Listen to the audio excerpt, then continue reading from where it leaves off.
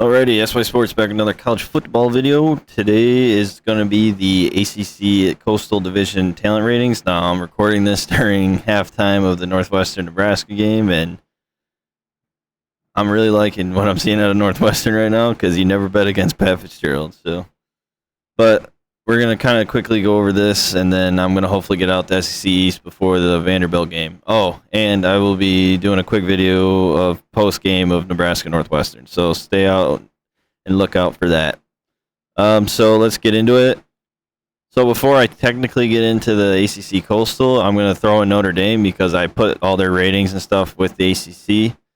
So Notre Dame, I had a schedule rating of 24-13, which is a top 10 easiest schedule in the country. I have a talent rating of 296, which would technically make them the most talented team in the ACC.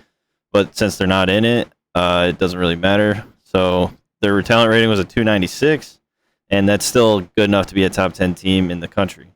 Their over-under is set at 8.5, over minus 130, under plus 100. Now, taking a look at the schedule at Ohio State, obviously Marshall, Cal should be able to win that. North Carolina game, yes, it's on the road. We should be able to handle business. Coming off the bye week to go into Vegas to play BYU, that could be tricky. Stanford could be tricky. So a tough three-game stretch in there, I guess, if you include North Carolina. Then you got UNLV, maybe at Syracuse, obviously Clemson, Navy, Boston College. I understand Boston College is going to be better, but you should still be able to take care of business because it's at Notre Dame.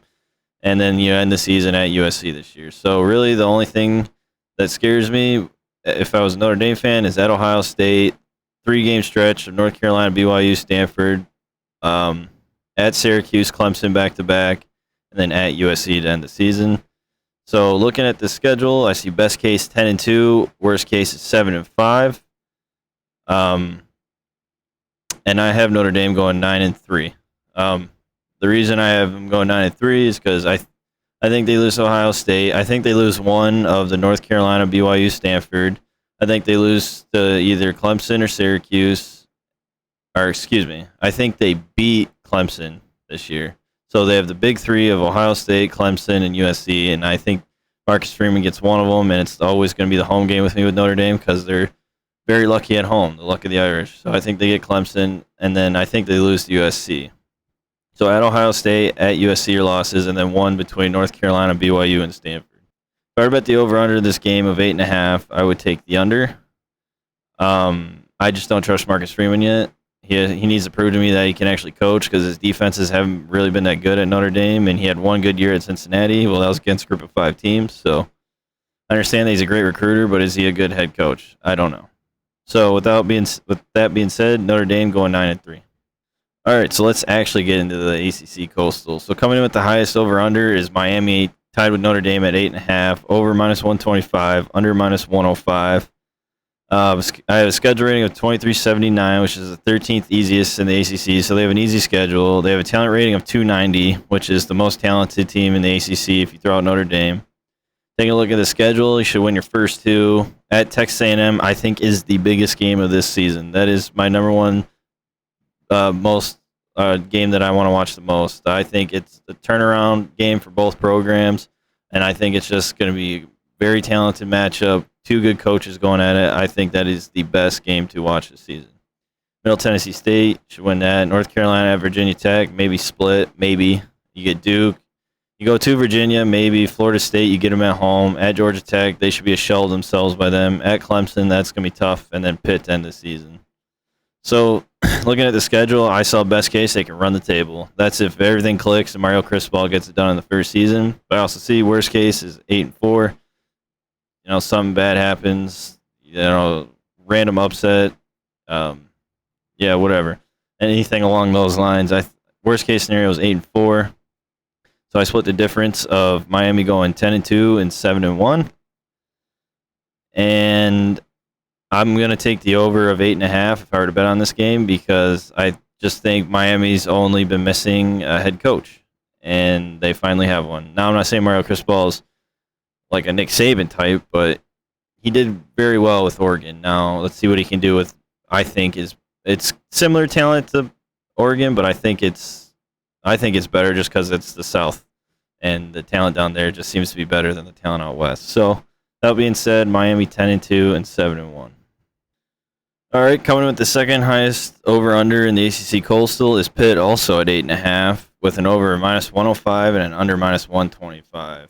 I have a schedule rating of 2675, which is the fifth toughest in the ACC, and I have a talent rating of 230, which is 12th in the ACC, and pretty much one of the lower talented teams.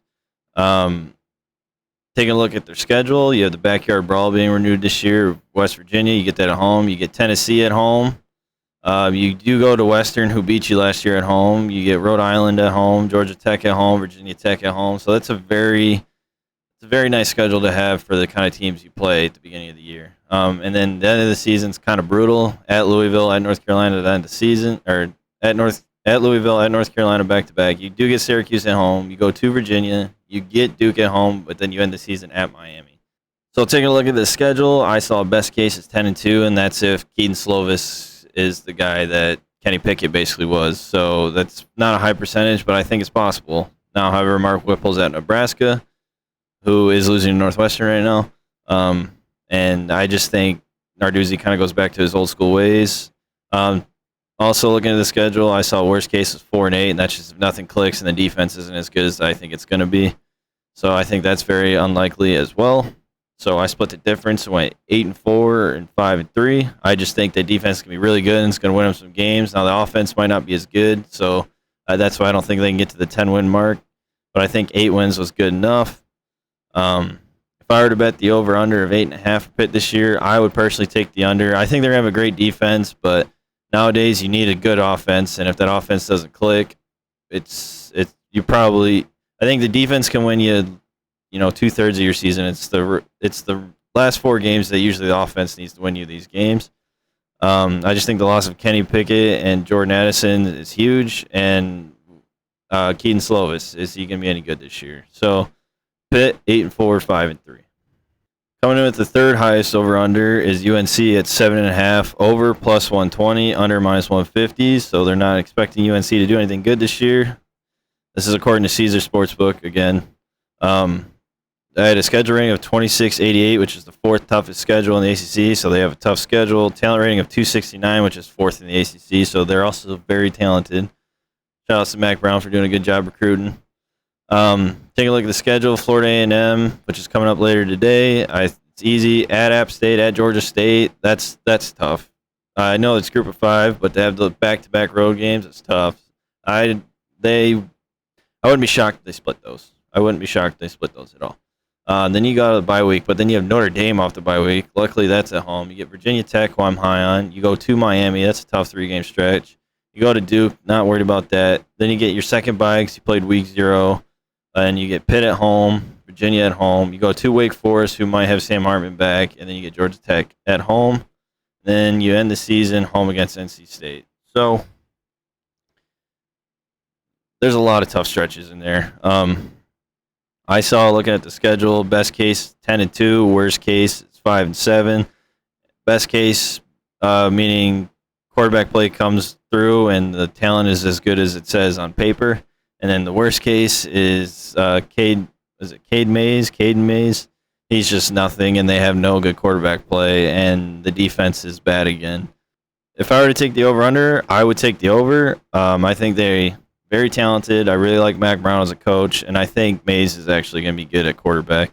I don't think he's going to be as good as Sam Howell, but Sam Howell had a piss poor junior year, so I don't think you can really be – if you can be better than that, I think you'll win 9 or 10 games. But if you played just as good as Sam Howell last year, I still think you can get to 8-7 wins. So I like the over here. I think they're very talented, and Matt Brown's always going to be a good coach. So that being said, though, UNC is finishing the season 8-4 and 4-4 in the ACC. Coming in with the 4th highest over/under, shockingly, is Virginia with an over/under of 7. Over +100, under -130. So they're high on them to not get to 7 wins, clearly. Their schedule rating was 2244, which is the easiest schedule in the entire country. And their talent rating was 238, which is 10th in the ACC, so it's not very good. Looking at their schedule, Richmond at Illinois could be tough.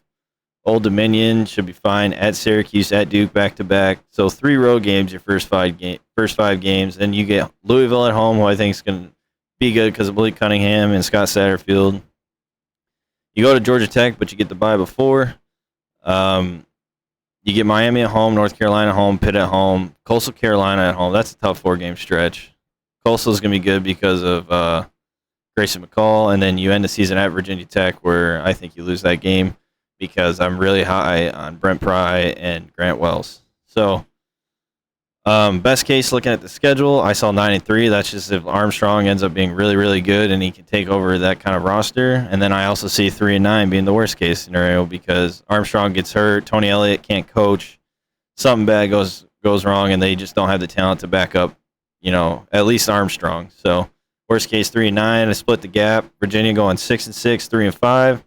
If I were to take the over/under of 7, I would take the under. That's just, can Armstrong have the same season as he did last year? Can he do better? Is he going to do worse? And can Tony Elliott coach? I don't know about you, but that Clemson offense was fucking dog shit last year. So I don't see that happening anytime soon. I think Virginia takes a step back. I think Armstrong plays good, but I just think Tony Elliott holds him back, and their defense is going to be piss poor again. So Virginia 6-6, 3-5. Coming in with the 5th highest over/under, or 3rd lowest over/under in the ACC Coastal is Virginia Tech. Over/under of 6, over -120, under -110. I had a schedule rating of 2554, which is right in the middle of the road of the ACC. Talent rating of 254, which is 6 in the ACC, which is way higher than I thought they'd be just because of how bad they've been playing. But that just shows that Fuente is just not a good coach. Taking a look at their schedule. At Old Dominion, yes, it's group of 5, but they should be able to take care of business. Boston College could be tricky. Wofford, take care of business. West Virginia is going to be an interesting game to me. I just think being able to have that game at home is a big advantage. At North Carolina, at Pitt, Miami. So that 4-game stretch is freaking brutal, man. Bye week, and then you go to NC State. So you got 5 games where you probably could only win 2 games if you're lucky. You get Georgia Tech at Duke. Go to Liberty, which is interesting because they did lose Malik Willis, but they get Corey Brewer's baseball. Charlie Brewer. All right. Yes, Charlie. It's Charlie. We're going Charlie. Then you get Virginia at home. Sorry, I just saw Northwestern go for a big run and fumble. It's not good for the betting. So looking at the schedule, I see Virginia Tech best case is 9-3 and everything clicks. Worst case 4-8 and Brent Pry can't coach. I think Virginia Tech goes 7-5, 4-4. I really like Grant Wells and I really like Brent Pry, and I think that's a good first step into their first season. I can't remember if Grant Wells only has 1 year, if he has 2 years, but I really hope he has 2 years because I think he's gonna be really good at Virginia Tech. I think it's a good spot for him. If I were to take the over/under of 6, I would take the over because Brent Pry and Grant Wells, and I think they have enough talent to do it. So Virginia Tech 7-5, 4-4 in the ACC. All right, coming in with the 2nd lowest over/under, tied for last in the over/under of the ACC Coastal. God, if I could freaking speak. Georgia Tech 3.0 over -120, under -110, and yes, Northwestern did just fumble the ball, so I'm kind of pissed. That's Nebraska just scored, and Nebraska's taking a deep shot, and almost intercepted. All right, anyways, I had a schedule rating of 2968 for Virginia Tech, which is the toughest schedule in the entire country, and if you just look at it right now, you could probably see why. This thing is freaking brutal. We'll get into it in a minute. I did have a talent rating of 250 for Georgia Tech at 8th in the ACC. So they're way more talented than I thought. I thought they'd be more in the 230, 220 range, but especially after losing some of their best players, being at 250 is actually pretty good. Now taking a look at the schedule, Clemson, brutal. West Carolina might be their only quote-unquote guarantee, and Northwestern just missed a freaking easy tackle, and Nebraska's running back just took it to the house. God damn it. All right. So Western Carolina is probably their easiest, only guaranteed win. Then you get Ole Miss at home. You go to UCF, to Pitt. You get Duke at home. I'm very low on Duke. Get Virginia at home off the bye, could help you out. At Florida State, at Virginia Tech, Miami, at North Carolina, and then your rivalry game at Georgia. Now, I saw a best case scenario. Well, when I say I'm referring to my computer because that's what I use to get all the stats and put it all together. It says best case was 7-5, worst case is 3-9, and Georgia Tech going 5-7 and 3-5. Now this is the first time I'm going to override my computer because usually it's close enough to where I'm like, all right, it convinces me a little bit. This I do not see Georgia Tech going 5-7 with this schedule. This schedule is so freaking tough. They have Jeff Collins has been. Oh, there goes my paper. Jeff Collins has been terrible. Which is unfortunate because their quarterback Jeff Sims, I think it's Jeff Sims, Jared Sims, yeah, okay. I think he's really good, and he's just been in a piss poor place of Georgia Tech. So I just don't see it with the schedule. So I had Georgia Tech going 3-9 and 2-6. So I think they beat West Carolina. I think they beat Duke, and then I think they get somebody where it's Virginia off the bye, or they go somewhere on the road and win, or they're the reason why Miami doesn't make it to the ACC championship game. I think they get somebody, but I don't see more than 3 wins, and which is tough because Jeff Collins can only get to 3 wins, and he needs more than 3 wins.